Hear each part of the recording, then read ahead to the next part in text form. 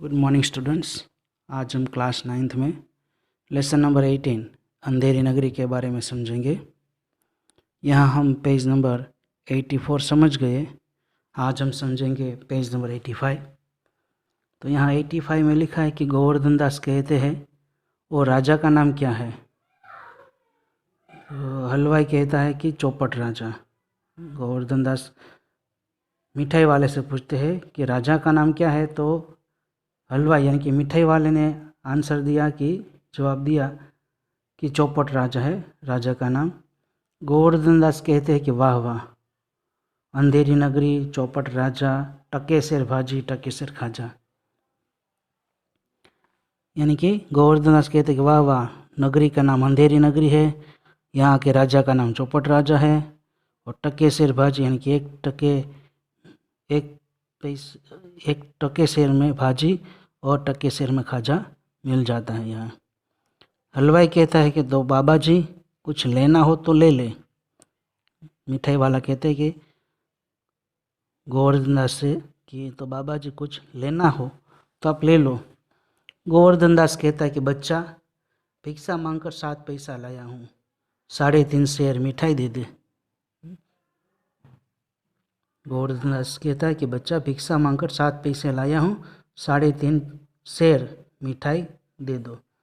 Bracket में लिखा है कि महंत जी और नारायण दास एक ओर से आते हैं और दूसरी ओर से गोवर्धन दास आता है। महंत जी और नारायण दास यानी कि गुरु जी और उसके शिष्य नारायण दास एक तरफ से आते हैं और दूसरी ओर से गोवर्धन दास आते हैं और तीनों मिलते हैं। महंत यानी कि गुरु जी, उसके शिष्य के गोवर्धन दास और नारायण दास के गुरु कहते हैं महंत कि बच्चा गोवर्धन दास क्या भिक्षा लाया, गठरी तो भारी मालूम पड़ती है। महंत कहते हैं कि बच्चा गोवर्धन दास क्या भिक्षा मिली लाया, थैली तो बहुत भारी लगती है। गोवर्धन दास कहते हैं कि गुरुजी महाराज 7 पैसे भीख में मिले थे। गोवर्धन दास कहते हैं कि गुरुजी महाराज 7 पैसे भीख में मिले थे, उसी से 3.5 सेर मिठाई मोल ली है। उसी से 3.5 सेर मिठाई ले ली है। महंत कहते हैं बच्चा नारायण दास ने मुझसे कहा था कि कहाँ यहाँ सब चीज़ें टके सिर मिलती है। महंत कहते हैं कि बच्चा नारायण दास ने मुझसे कहा था कि यहाँ सभी चीज़ टके सिर में मिलती है, तो मैंने इसकी बात पर विश्वास नहीं किया। बच्चा, यह कौन सी नगरी है और इसका राजा कौन है। महंत पूछते हैं गोवर्धन दास से कि ये नगरी कौन सी है, यहाँ का राजा कौन है जहाँ टके सिर भाजी और टके सिर खाजा मिलता है। तो यहाँ जहाँ टके सिर भाजी और टके सिर खाजा मिलता है। गोवर्धन दास कहते हैं कि अंधेरी नगरी, चौपट राजा, टके सिर भाजी, टके सिर खाजा।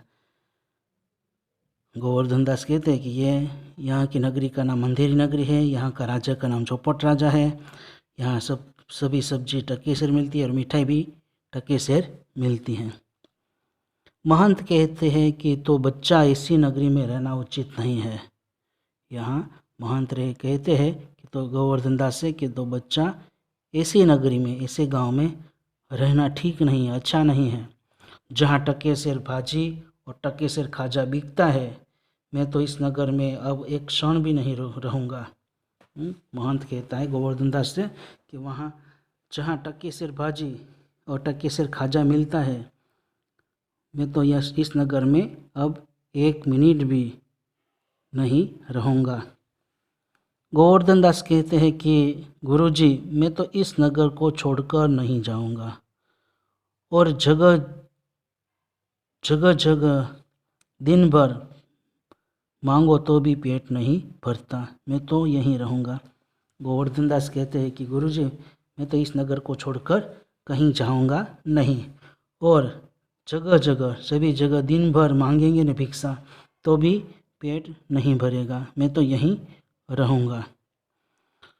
महंत कहते हैं यानी कि गुरु कहते हैं गोवर्धन दास के कि देख मेरी बात मान, नहीं तो पीछे पछताएगा। महंत गुरु जी कहते हैं गोवर्धन दास को कि देखो मेरी बात मानो वरना बाद में पछताओगे। मैं तो चाहता हूँ, पर इतना कह जाता हूँ कि कभी संकट पड़े तो याद करना। पर इतना मैं ज़रूर कह के जाता हूँ कि कभी भी तुझे मुश्किल ही पड़े तो भी याद मुझे करना। यह कहते हुए महंत चले जाते हैं। ऐसी बात कहते हुए गोवर्धन दास के गुरु वहाँ से चले जाते हैं। अब दूसरे दृश्य में ब्रैकेट में लिखा है कि राजा, मंत्री और नौकर लोग यथास्थान बैठे हैं। राजा, मंत्री और नौकर उसके स्थान पर बैठे हैं, अपनी अपनी जगह पर बैठे हैं। पर्दे के पीछे से दुहाई है का शब्द होता है। पर्दे के पीछे से दुहाई है का शब्द होता है, यानी कि न्याय करो का शब्द सुनाई देता है। राजा कहता है कि कौन चिल्लाता है उसे बुलाओ। तो राजा कहते हैं कि कौन चिल्लाता है उसको बुला के लाओ। ब्रैकेट में लिखा है 2 नौकर एक फरियादी को ले आते हैं। 2 नौकर एक फरियादी को लेकर आते हैं। फरियादी कहता है कि दुहाई दुहाई महाराज दुहाई। तो राजा कहता है, फरियादी कहता है दुहाई महाराज दुहाई, यानी कि महाराज फरियादी ऐसा कहता है कि महाराज न्याय करो, न्याय करो, हम पर दया करो। राजा कहता है बोलो क्या हुआ। राजा कहता है कि बोलो क्या हुआ। फरियादी कहता है कि महाराज कल्लू बनिए की दीवार गिर पड़ी। बनिए फरियादी कहता है कि कल्लू बनिया यानी कि एक जो राशन की दुकान है उसकी कल्लू, उसका नाम है कल्लू बनिए की दीवार गिर पड़ी, उसकी दुकान की दीवार है वो गिर पड़ी है। सो मेरी बकरी उसके नीचे दब गई है, न्याय हो। वो फरियादी कहता है कि कल्लू बनिए की दीवार गिर पड़ी है, उसकी दुकान की दीवार, और मेरी बकरी उसके नीचे दब गई है, न्याय हो। तो राजा कहता है कल्लू को पकड़ कर लाओ।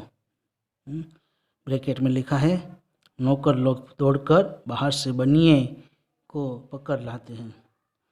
राजा कहता है क्यों रे बनिए, इसकी बकरी दबकर मर गई। कल्लू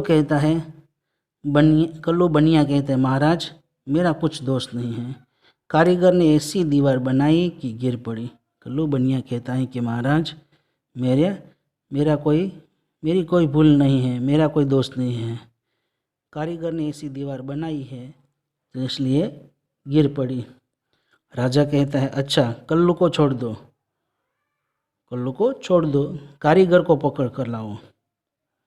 कल्लू जाता है, नौकर कारीगर को पकड़ कर लाते हैं। राजा कहता है इसलिए नौकर लोग कल्लू को छोड़ देते और कारीगर को पकड़ कर लाते हैं। जिस कारीगर ने दीवार बनाई है उसको पकड़कर नौकर लाते हैं। राजा कहते हैं कि क्यों रे कारीगर, इसकी बकरी कैसे मर गई।